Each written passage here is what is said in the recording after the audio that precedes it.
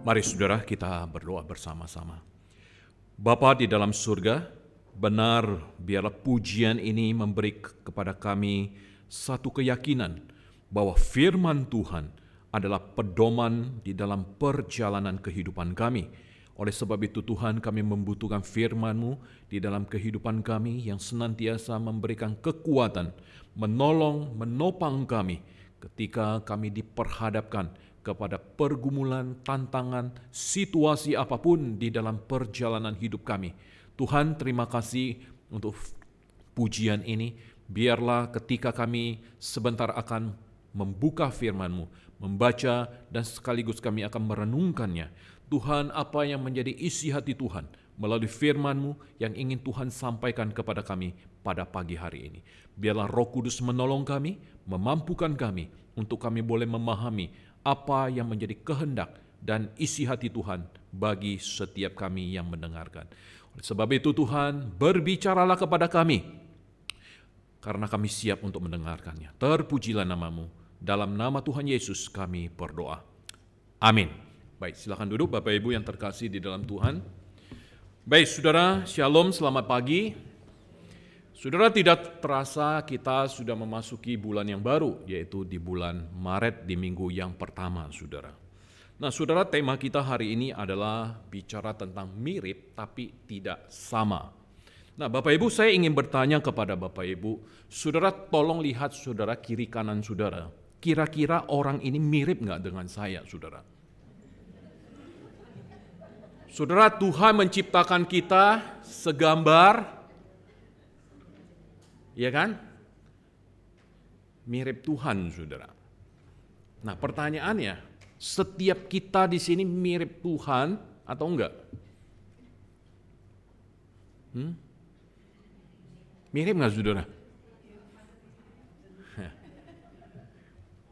Saudara, kita ini semua ciptaan Tuhan. Betul? Kita diciptakan serupa dengan Tuhan, tapi pertanyaannya kenapa kita tidak sama, saudara? Ada yang tingginya 150, ada tingginya 160, ada tingginya 170, ya. Ada beratnya juga berbeda-beda, ya. Ada yang hobinya juga berbeda-beda. Kenapa beda?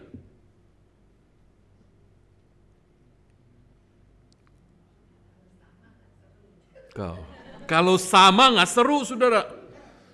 Ya.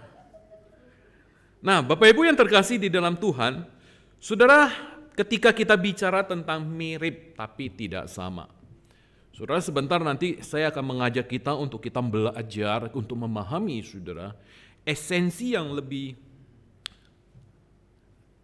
lebih sungguh dan lebih detail, saudara. Sebenarnya apa yang ingin disampaikan melalui tema ini, saudara? Saudara, hari ini saya tidak mengambil dari yang tadi kita baca dari Matius pasalnya yang ke-7, tetapi saya mengambil dari 1 Timotius. 1 Timotius pasalnya yang ke-6, ayatnya yang ke-3 sampai dengan ayatnya yang ke-5, saudara. Saudara nanti bisa menyimaknya dan saya akan membacakan bagi Bapak Ibu sekalian. Demikian firman Tuhan, saudara. Jika seorang mengajarkan ajaran lain dan tidak menurut perkataan sehat, yakni perkataan Tuhan kita Yesus Kristus, dan tidak menurut ajaran yang sesuai dengan ibadah kita, ayat yang keempat, ia adalah seorang yang berlagak tahu padahal tidak tahu apa-apa. Penyakitnya ialah mencari-cari soal dan bersilat kata yang menyebabkan dengki, cedera, fitnah, curiga, percecokan antara orang-orang yang tidak lagi berpikiran sehat dan yang kehilangan kebenaran. Nah, saudara perhatikan di akhir daripada ayat yang kelima ini. Di situ dikatakan yang kehilangan kebenaran. Nah, Bapak Ibu yang terkasih di dalam Tuhan, saudara, ketika kita pada zaman-zamannya HP Nokia, saudara. HP Nokia, HP BlackBerry, ya. Dan kemudian ke sini ada yang HP, beberapa HP yang dimana baterainya itu bisa dicopot. Sekarang kebanyakan HP kita baterainya internal, bukan? Ya kan? Nggak dicopot lagi begitu. Nah, saudara, ketika HP kita rusak, ketika kita ke toko HP ingin mengganti baterai HP kita, saudara, seringkali kita diperhadapkan kepada, Bapak Ibu mau baterai yang asli atau mau baterai yang KW? Betul? Nah, saudara mungkin pasti bertanya, kalau asli berapa, kalau KW berapa harganya? Saudara, mana yang lebih mahal? Pasti yang asli, bukan? Yang KW biasanya, saudara, KW buatan mana? Nah, buatan, udah deh. Buatan sono dah, kira-kira begitu. Identiknya begitu. KW 1, KW 2, dan sebagainya, saudara. Nah, saudara yang terkasih di dalam Tuhan, apa yang membedakannya antara KW dan asli, saudara? Kualitas. Saudara, kualitas itu menjadi titik pembeda, saudara. Titik pembeda antara dua jenis barang tersebut. Biasanya yang KW lama-lama panas dan kemudian mengembang. Ya, saya nggak tahu yang asli juga bisa kembang sih, tapi untuk jangka waktu pemakaian yang lama, saudara. Oke, baik, saudara. Saudara, tadi saya ambil contoh baterai. Dengan seiringnya waktu, maka kita bisa melihat, saudara, bagaimana kualitasnya. Nah, Bapak Ibu, mari kita melihat sebuah gambar ini. Saya harap Bapak Ibu bisa menemukan perbedaannya. Ini dia, saudara. Mari kita lihat, saudara. Perbedaan gambar merak ini. Ya, kira-kira merak lah ini ya. Yuk coba kita lihat sekilas. Saudara, yang pertama perbedaannya antara gambar kiri sama kanan.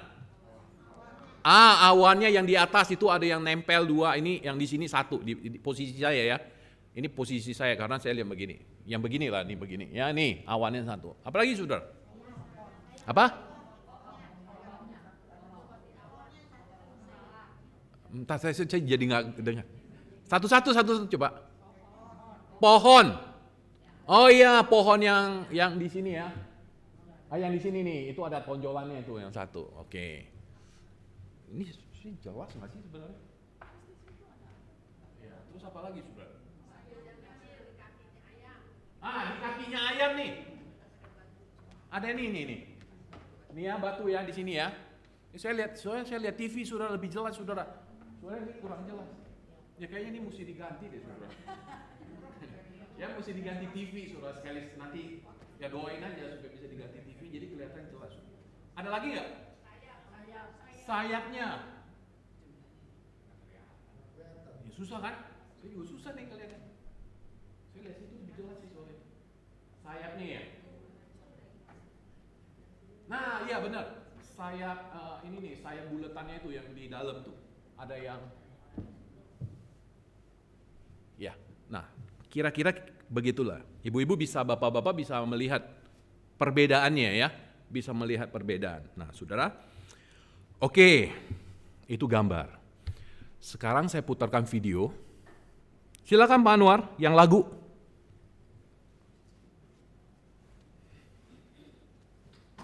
Saudara perhatikan.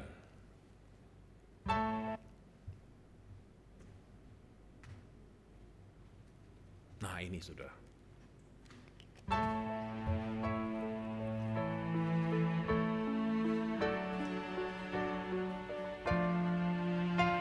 Di Alkitab semua mau temukan nubuat tentang karya akhir zaman, karya yang Tuhan kan lakukan, dan tanda-tanda akhir zaman.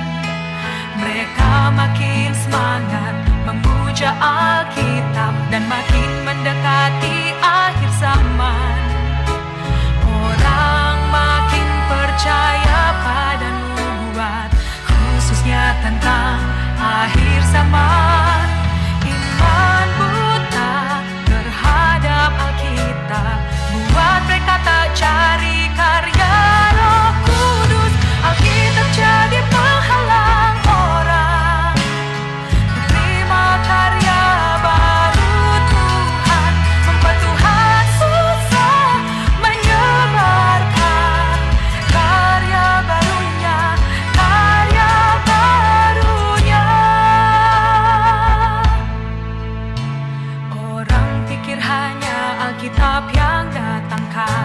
karya Roh Kudus dan langkah Tuhan, dan menyimpan rahasia karya Tuhan, dan dapat jelaskan Tuhan dan karyanya, mendatangkan karya surga ke bumi, memulai dan mengakhiri zaman.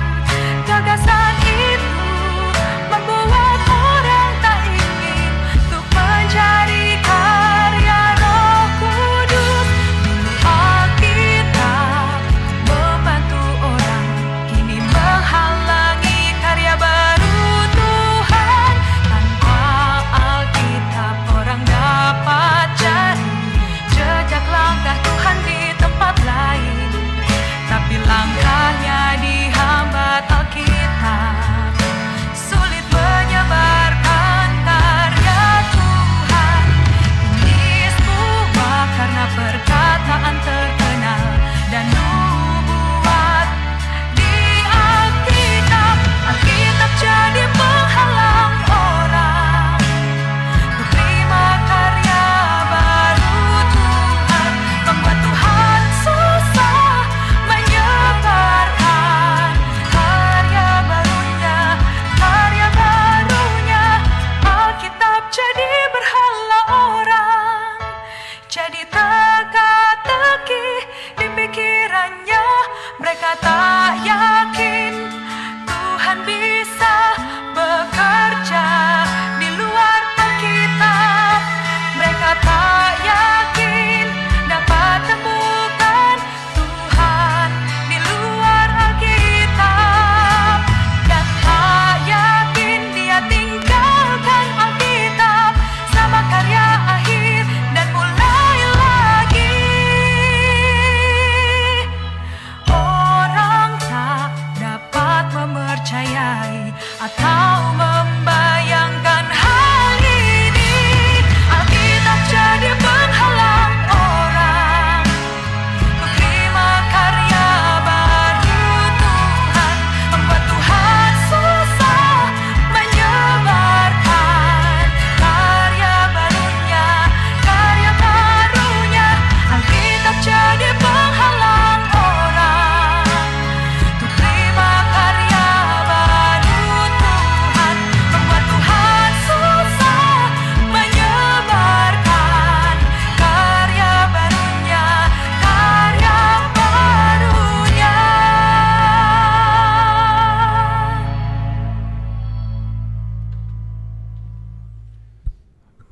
Baik, saudara, lagunya bagus nggak? Saudara setuju dengan lagu ini? Kenapa?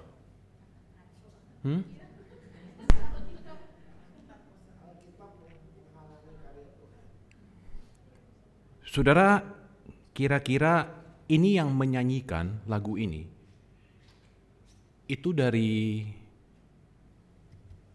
denominasi apa?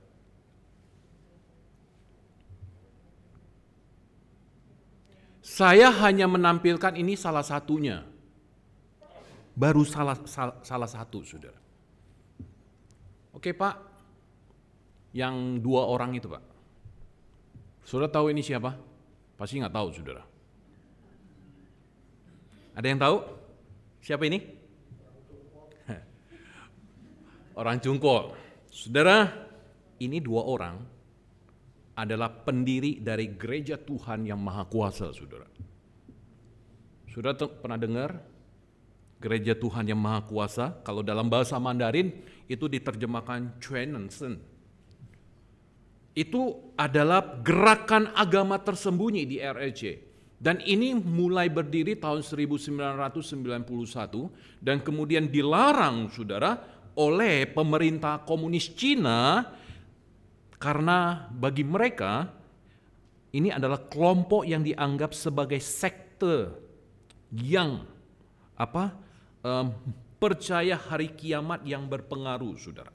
Sekte hari kiamat yang berpengaruh. Nah, saudara, agama ini dikenal juga dengan istilah kilat dari timur, Eastern Lightning. Ya, nama ini punya dasar Alkitab, saudara.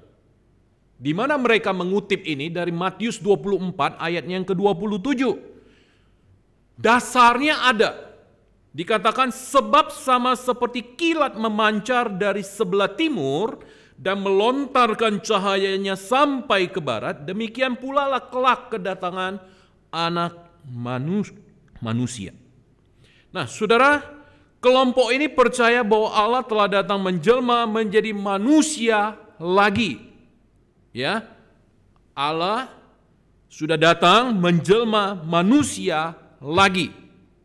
Nah, kali ini sebagai seorang wanita keturunan Cina yang bernama Yang Xianping, ya, yang menjuluki dirinya istilahnya Kilat Deng.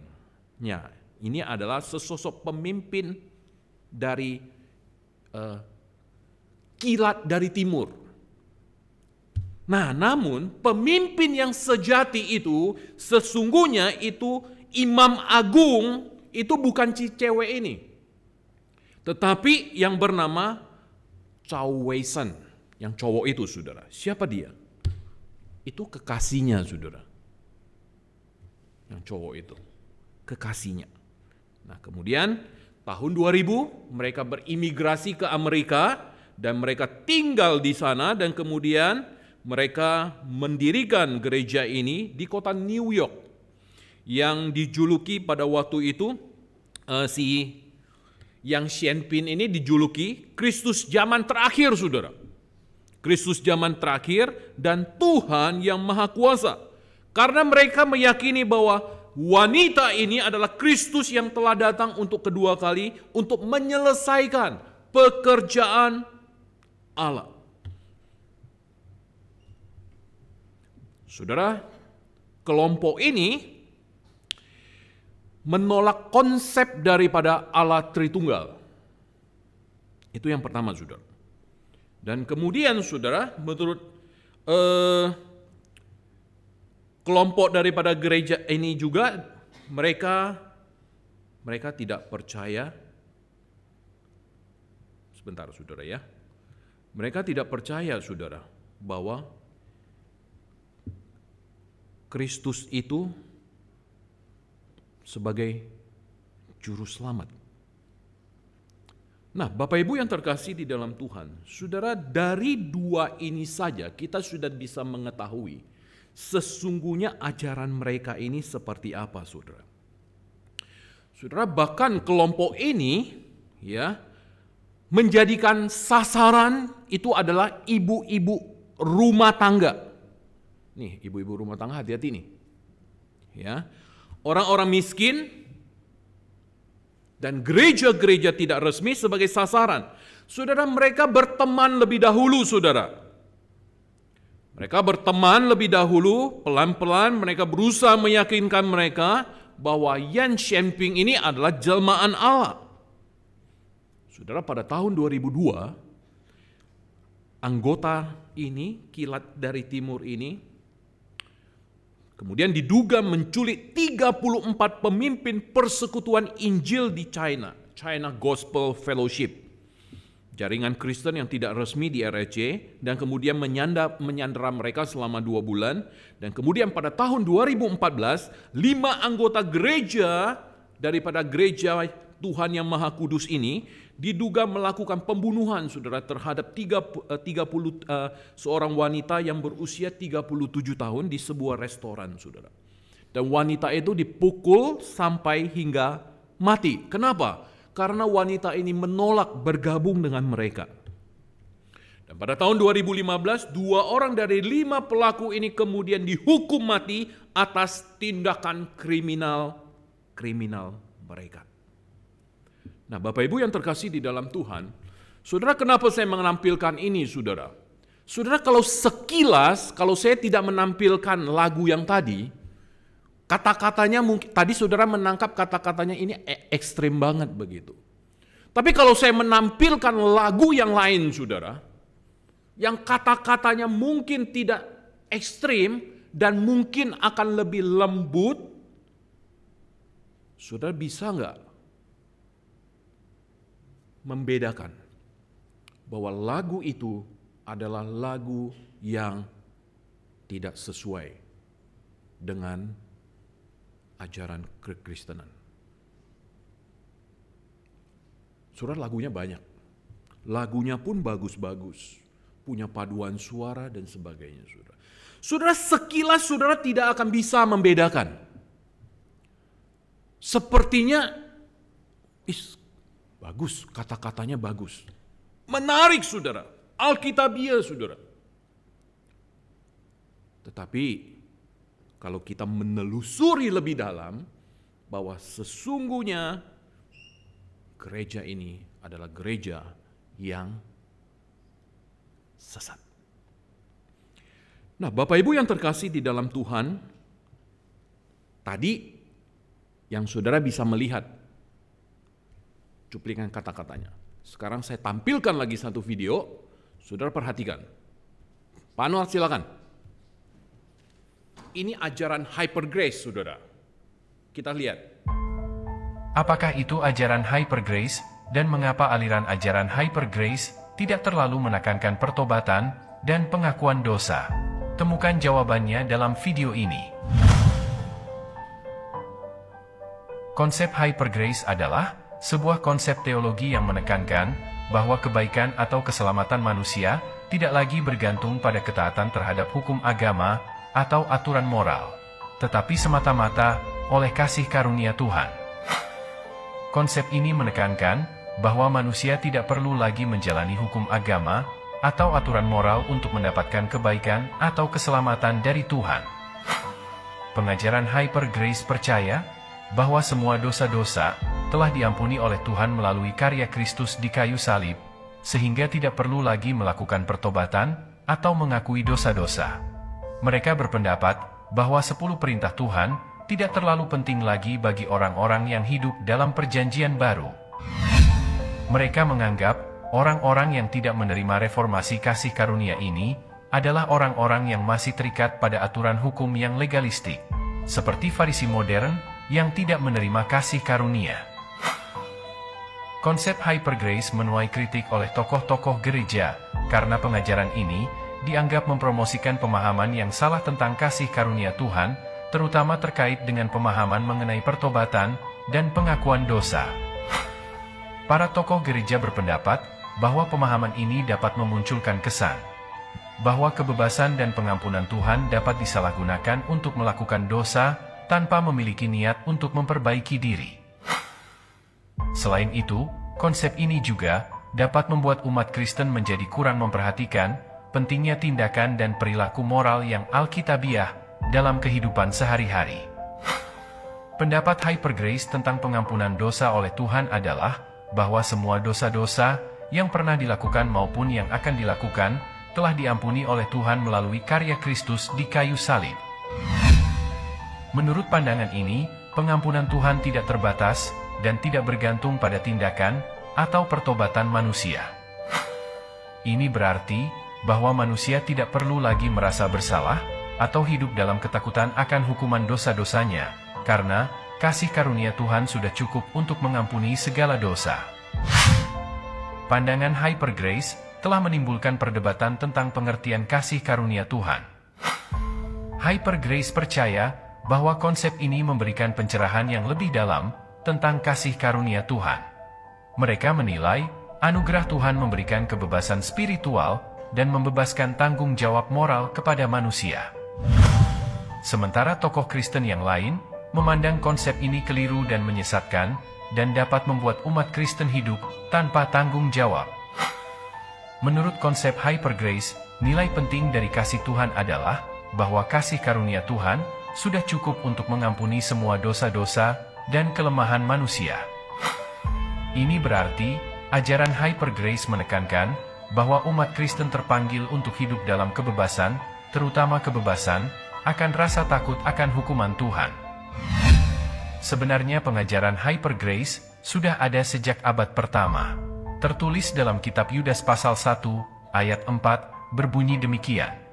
Sebab ternyata ada orang tertentu yang telah masuk menyelusup di tengah-tengah kamu, yaitu orang-orang yang telah lama ditentukan untuk dihukum. Mereka adalah orang-orang yang fasik, yang menyalahgunakan kasih karunia Tuhan kita untuk melampiaskan hawa nafsu mereka dan yang menyangkal satu-satunya penguasa dan Tuhan kita, Yesus Kristus. Hyper grace dapat diibaratkan seperti orang yang memiliki kartu kredit tanpa batas, hingga membuat orang tersebut merasa bebas menghabiskan uang tanpa memikirkan konsekuensinya. Demikian juga dengan ajaran hyper grace, mereka memandang anugerah Tuhan sangat melimpah, sehingga tidak lagi memerlukan pertobatan atau pertanggungjawaban moral di hadapan Tuhan. Kesimpulannya, sebagai umat Kristen, kita harus waspada terhadap ajaran yang menyalahgunakan kasih karunia Tuhan sebagai alasan untuk berbuat dosa. Intinya, orang yang menerima kasih karunia dari Yesus Kristus wajib hidup seperti Yesus. Terima kasih telah menonton video ini, semoga video ini bermanfaat. Saudara setuju dengan ajaran ini?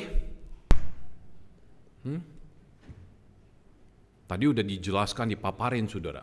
Tapi kalau saudara tadi dia tidak paparin, kalau saudara ikuti sendiri, kira-kira saudara bisa setuju nggak?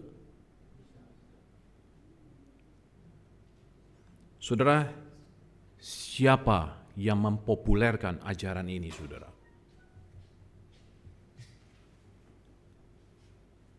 Orang Kristen? Iya. Terkenal? Iya. Radical grace, hyper grace ini ajaran kasih karunia yang biasa disebut grace revolution, gospel revolution, dikembangkan, dipopulerkan oleh Joseph Prince, saudara. Saudara tahu Joseph Prince? Nggak tahu. Itu gembala senior di New Creation Church di Singapura. Orangnya ganteng. Mungkin saudara pun pernah memforward tulisan-tulisan dia, saudara. Tanpa mungkin saudara tidak memahami. Saudara, sesungguhnya ajaran hyper grace ini menyebutkan bahwa orang percaya tidak perlu lagi bertanggung jawab atas dosa-dosa yang dibuatnya sekarang.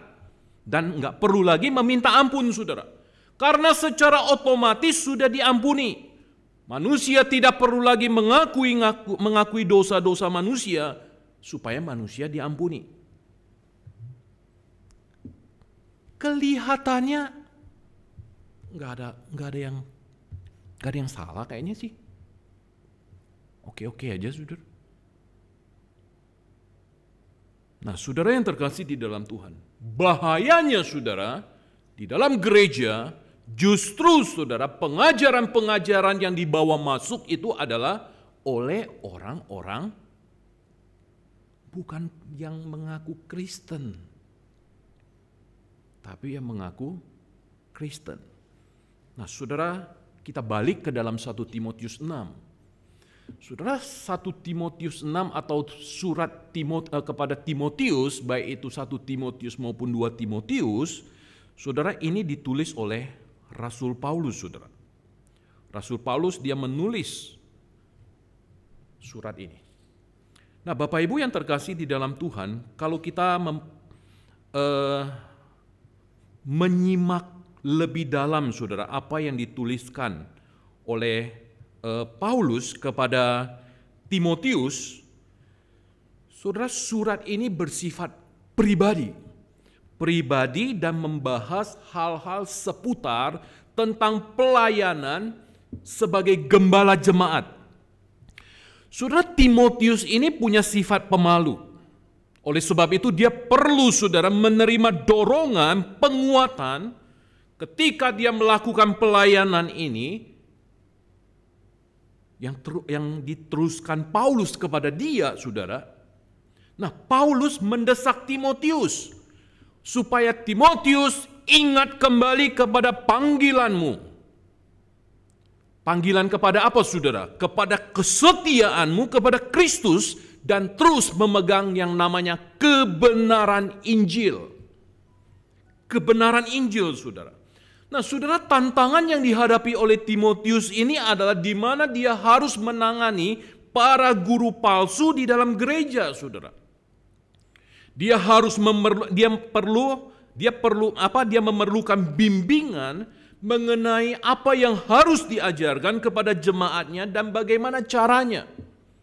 Dan dia juga perlu tahu, saudara, bagaimana mengatur jemaat dan pelayanan di dalam gereja dengan baik agar perilaku mereka membuat dunia ini meyakini kebenaran Injil dan kuasanya yang mengubah kehidupan manusia.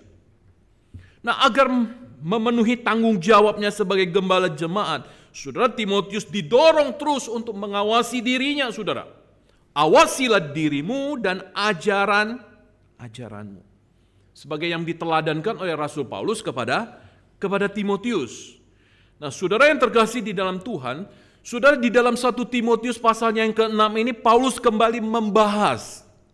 Dia membahas persoalan yang ditulis awal-awal kepada Timotius di dalam suratnya ini. Dia mengulang kembali, saudara, bahaya guru palsu yang dapat membawa kerusakan di dalam gereja. Saudara, apa yang dilakukan oleh guru-guru palsu ini? Yang dilakukan oleh guru-guru palsu ini adalah ketika mereka mengajarkan hal-hal yang tidak sejalan dengan perkataan sehat. Loh, apa maksudnya ini, saudara, perkataan sehat ini? Perkataan sehat ini adalah perkataan Tuhan kita, Yesus Kristus, dan tidak menurut ajaran yang sesuai dengan ibadah kita. Di ayat yang ketiga tadi dikatakan. Saudara, ajaran sesat mereka ini tidak bersumber dari pengajaran Yesus dan bertentangan dengan pengajaran para rasul. Nah, kita dapat memastikan, saudara, di mana kita dapat memastikan ini? Kita bandingkan dengan pengajaran mereka dengan isi kitab suci. Coba kita lihat di dalam Kisah Para Rasul 17 ayatnya yang ke-11. Saya akan membacakan sambil Pak Anwar akan menampilkan.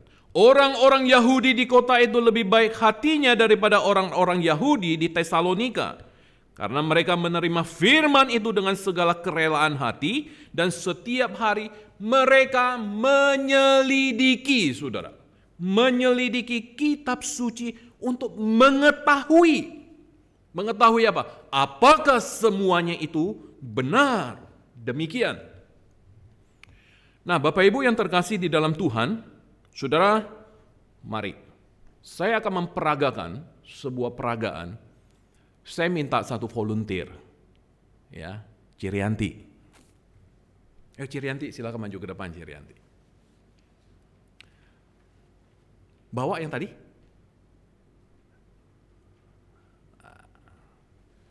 Saya punya satu permainan buat Cirianti, saudara. Saudara tahu backgroundnya Cirianti?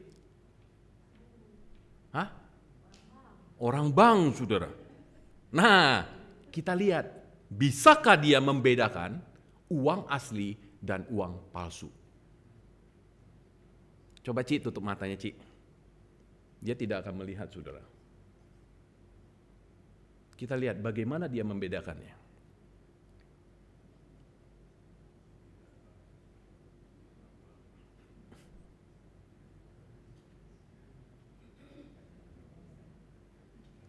Oke. Balik ke saya, Ci. Nggak bisa lihat saya kan ya? Nggak bisa ya? Oke. Mari saudara kita coba.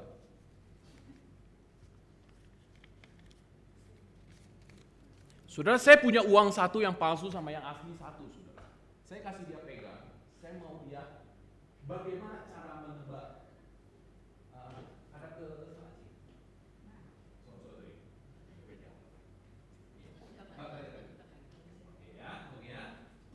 Saya punya 2 lembar, Ci. Kirianti kan udah biasa berurusan dengan uang kan? Ya? Yuk kita perhatiin. Saya ada 2 lembar ya. Mana yang asli dan mana yang palsu. Yang asli tolong diangkat. Ya.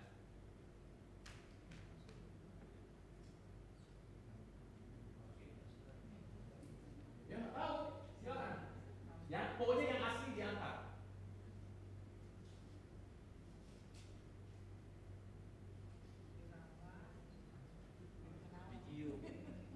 Nah, saudara, buka. Saudara, ini yang asli dan ini yang palsu, saudara. Kata Cirianti, ya kita buktikan benar atau tidak. Kenapa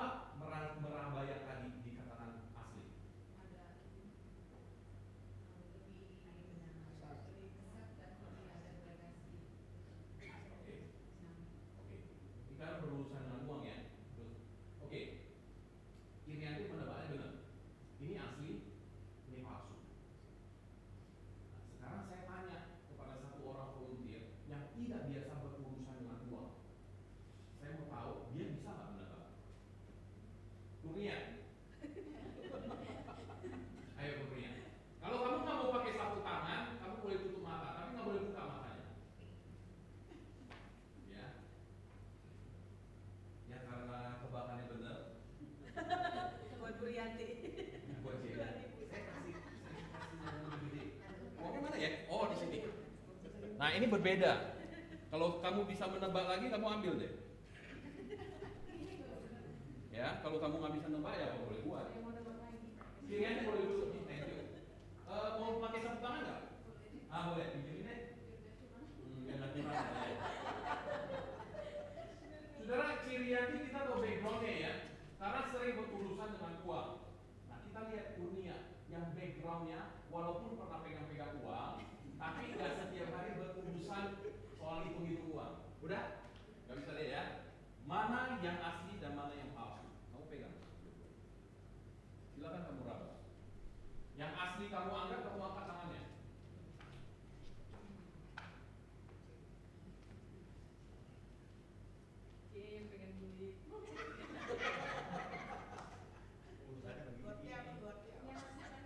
Oh ya, angkat asli.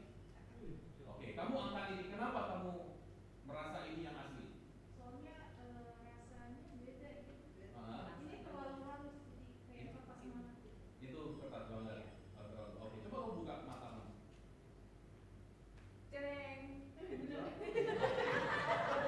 Saya ambil yang palsu deh, kamu ambil yang asli. 5.000 lagi. Saudara, ini dua orang yang berbeda, saudara, ya. Tapi mereka bisa membedakan. Saudara, kalau kita biasa memegang uang asli, kita bisa membedakan uang palsu. Nah, Bapak Ibu yang terkasih di dalam Tuhan, saya mengajak kita lihat kembali di dalam 1 Timotius. Saudara, apa yang membedakan antara yang asli dengan yang palsu? Dari mana kita bisa tahu? Yang pertama, saudara, mari kita perhatikan. Yang pertama, pengetahuan. Ya, pengetahuan. Cirianti tadi dia punya pengetahuan tentang uang itu karena ini kok beda ya? Yang ini beda nih. Karena dia waktu di bank lebih banyak, ya saya yakin uang asli yang dia pegang, pasti yang palsu dikit. Iya kan? Persentasinya pasti dong lebih banyak yang asli, saudara. Nah, saudara, pengetahuan para pengajar palsu ini dikatakan di dalam 1 Timotius pasal yang ke-6 dikatakan kurang. Mereka tidak tahu apa-apa. Nah, saudara, mereka tidak tahu apa-apa. Apa maksud mereka tidak tahu apa-apa? Apakah mereka itu tidak tahu? Apakah mereka tidak tahu apa-apa? Tapi kenapa dikatakan bahwa mereka ini tidak tahu apa-apa? Apa artinya, saudara? Artinya adalah bahwa pengajar-pengajar ini adalah pemandu. Pemandu jalan bagi orang yang buta. Saudara, mereka ini bisa, saudara, menyesatkan orang yang buta.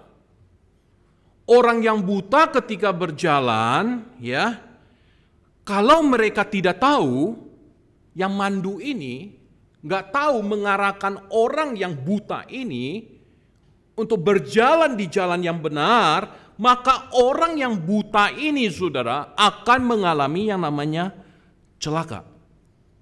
Dan ini mengakibatkan bahaya bagi mereka. Karena apa? Karena orang-orang yang buta ini menghindari maut.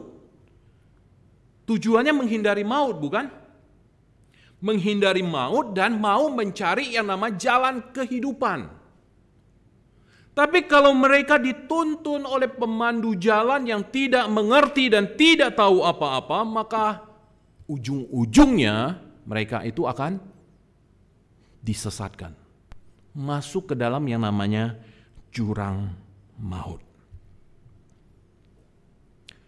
Dan yang kedua, saudara, dari bagian ayat yang ketiga sampai dengan ayat yang kelima tadi, saudara bicara tentang karakter. Karakter para pengajar palsu ini dikatakan sangat buruk. Mereka itu rakus. Mereka mengira bahwa ibadah itu adalah sumber keuntungan. Mereka mengubah pelayanan itu menjadi bisnis dan menyesatkan orang-orang agar berpikir bahwa mereka ini bisa menjadi kaya dengan beribadah. Nah, saudara, ini kaitannya erat dengan teologi yang namanya kemakmuran. Teologi kemakmuran adalah versi modern dari pengajaran palsu tersebut, saudara.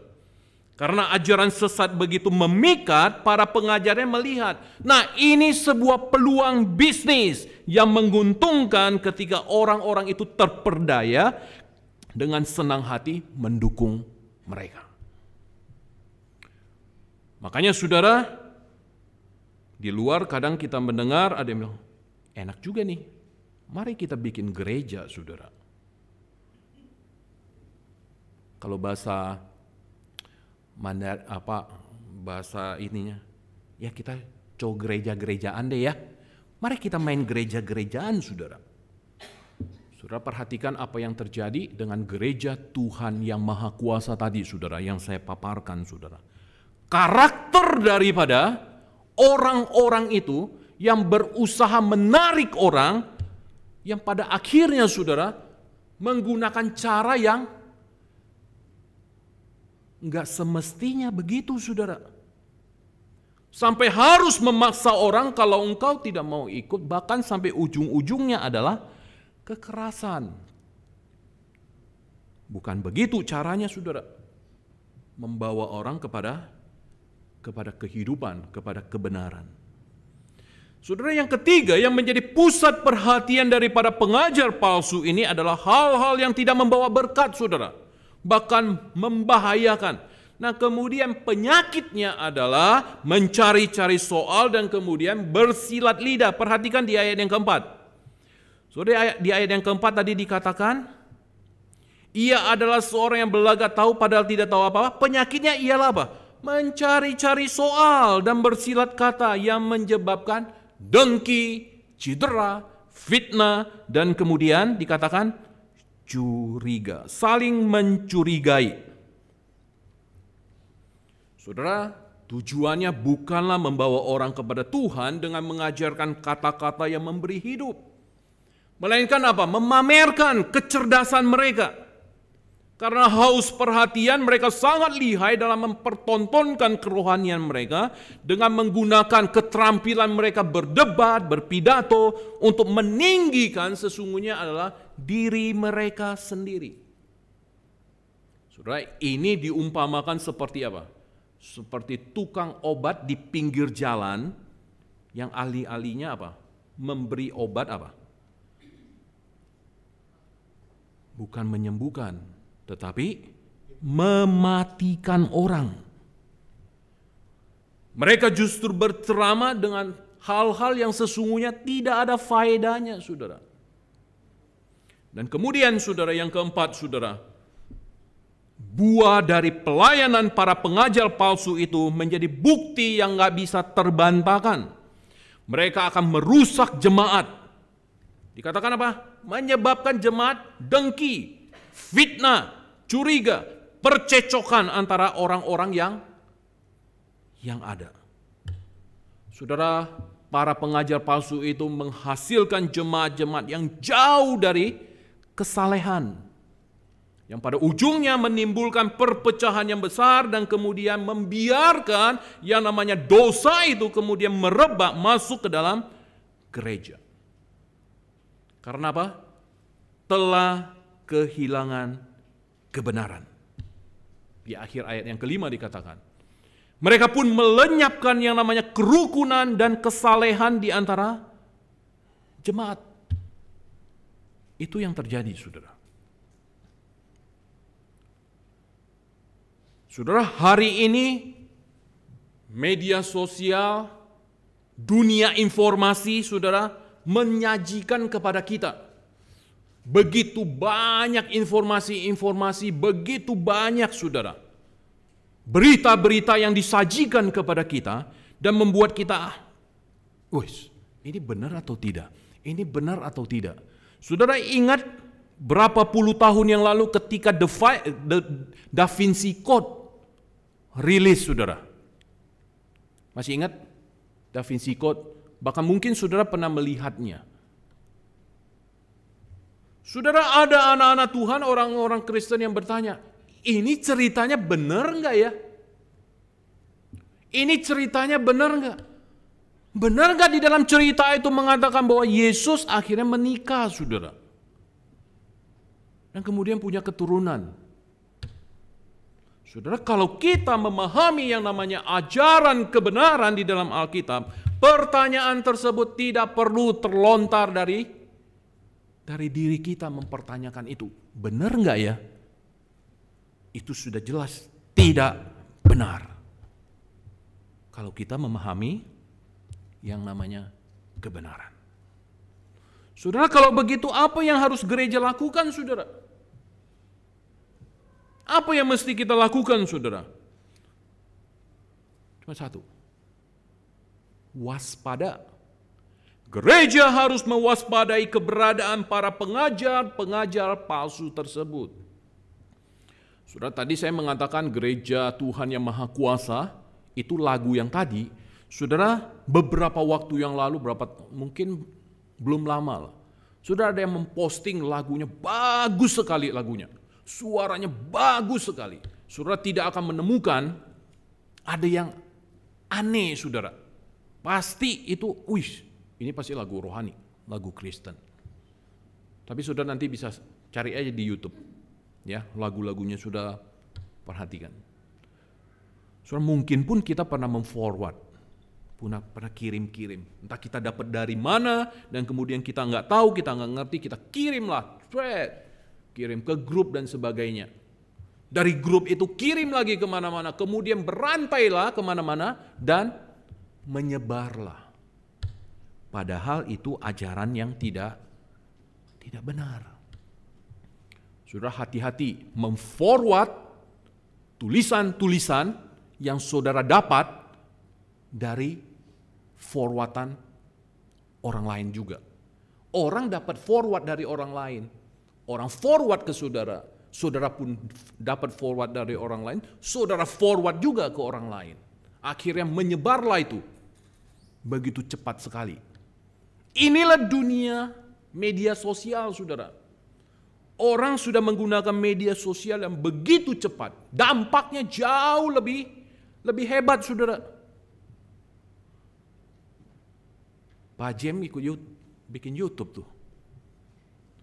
Iya kan? Daripada dia bicara di dalam gereja, jumlahnya nggak sampai 500 orang, di YouTube, bisa kan? 500 bahkan lebih, saudara. Cepat kan? Disaksikan seantero dunia. Kalau di sini, ya cukup di sini aja. Perkembangannya begitu cepat. Nah, saudara, apa yang harus kita lakukan? Mewaspadai keberadaan daripada pengajar-pengajar palsu tersebut, saudara. Yang menggunakan, ini menggunakan bentuk yang seperti ini. Yang sulit bagi kita kalau kita tidak memahami yang namanya kebenaran, untuk kita bedakan, saudara. Lihat, saudara, dari buah mereka, lihat dari apa yang menjadi perhatian pusat mereka, lihat dari karakter mereka, lihat dari pengajaran pengetahuan mereka. Maka kita akan menemukan dan melihat, oh ini pengajarannya benar atau ngaco. Tapi kitanya sendiri pun harus memiliki pegangan, yaitu apa? Kebenaran. Mau nggak mau, saudara, kita harus rajin belajar. Nggak ada cara lain. Sama seperti yang tadi, dua teman kita yang memperagakan mana uang asli, mana uang palsu, saudara. Kalau mereka tidak sering membedakan memegang uang asli atau palsu, mereka nggak bisa membedakan. Si Gev aja bisa tuh. Si Gev waktu dia beli itu, dibeliin online uang palsu, saudara, buat main-main, buat main-main. Ini boleh dibelanjain nggak katanya? Enak aja dibelanjain, ditangkap lagi ntar. Uang palsu dibelanjain, udah ditulis di situ uang mainan, ya kan? Coba kalau tadi tidak ada rasa beda begitu, saudara. Kita nggak bisa bedain. Saudara, hati-hati dengan perkembangan yang saat ini sedang terjadi. Saudara, tadi hyper grace itu, saudara kalau tidak menyimak benar-benar, sepertinya benar. Sepertinya benar. Tapi itulah kita sebagai orang anak-anak Tuhan. Mari kita memperkuat saudara. Bukan hanya knowledge, bukan hanya logika kita, tapi iman kita pun harus kita perkuat. Supaya apa? Supaya kita tidak mudah saudara diombang-ambingkan dengan pengajaran-pengajaran yang saat ini sedang berkembang. Dari zaman Timotius pun itu sudah terjadi saudara. Bahkan sampai ke sini pun akan jauh lebih, boleh dikatakan lebih canggih saudara, pengajaran-pengajarannya. Gunakan media YouTube dengan pujian seperti yang tadi. Kiranya mari Bapak Ibu kita sama-sama membangun iman kita. Membangun kerohanian kita saudara. Sebagai orang Kristen jangan berkata bosan kita belajar firman Tuhan. Enggak saudara. Firman Tuhan ini menjadi landasan bagi kita. Firman Tuhan ini menjadi fondasi bagi kita. Firman Tuhan ini menjadi rel kita ketika kita berjalan. Firman Tuhan ini menjadi penuntun kita, saudara, di dalam kehidupan kita. Kalau tidak, kita seperti orang buta yang dituntun oleh orang-orang yang bukan mengarahkan kepada kita, kepada kehidupan jalan yang benar, tetapi justru membawa kita kepada jurang yang namanya maut. Tuhan memberkati kita. Mari kita berdoa. Bapa di dalam surga, terima kasih kami mengucap syukur pada pagi hari ini Tuhan. Ketika kami boleh bersama-sama, Tuhan menolong kami. Tuhan menolong kami untuk kami boleh melihat bagaimana pengajaran-pengajaran saat ini yang sedang berkembang di dalam dunia saat ini ya Tuhan. Yang begitu cepat, yang berusaha mempengaruhi kami. Oleh sebab itu kami memohon kiranya Tuhan yang tolong, Tuhan yang menyertai senantiasa setiap kami. Untuk kami boleh terus belajar, untuk kami terus boleh memperdalam akan kebenaran firman Tuhan di dalam kehidupan kami. Oleh sebab itu Tuhan tolong kami, bantu kami, untuk kami boleh senantiasa memiliki hati, kerinduan yang haus akan kebenaran firman-Mu. Terima kasih Tuhan, kami mengucap syukur untuk semuanya itu. Terpujilah nama-Mu, di dalam nama Tuhan Yesus kami berdoa. Amin. Bapak Ibu yang terkasih,